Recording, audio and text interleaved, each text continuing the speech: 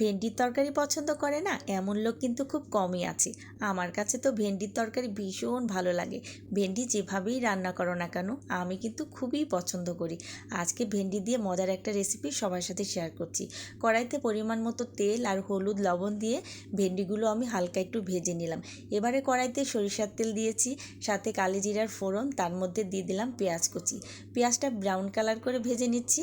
তার মধ্যে দিয়ে দিচ্ছি আদা রসুন বাটা 2টা মিলে 1 চা চামচ, সাথে হলুদের গুঁড়া, মরিচের গুঁড়া আর জিরার গুঁড়া দিয়ে দিলাম, আর স্বাদ মতো লবণ।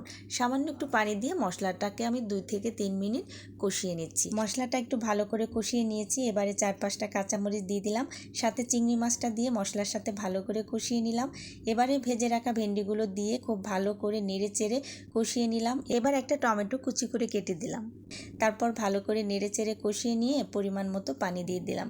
পানির পরিমাণটা কম করে দিয়েছি কারণ রান্নাটা একটু মাখা মাখা করে রান্না করব। আর কালারের জন্য একটা লাল মরিচ আমি টুকরা করে কেটে দিয়ে দিলাম। তো পানিটা শুকিয়ে যাওয়া পর্যন্ত রান্না করে নিলাম। তো দেখতে পাচ্ছ রান্নাটা একদম কমপ্লিট হয়ে গেছে। আজকে আমি গরম গরম ভাতের সাথে পরিবেশন করব। ভেন্ডির এই রেসিপিটা তোমাদের কাছে কেমন লাগলো প্লিজ একবার কমেন্ট করে জানিও। সবাই ভালো থেকো।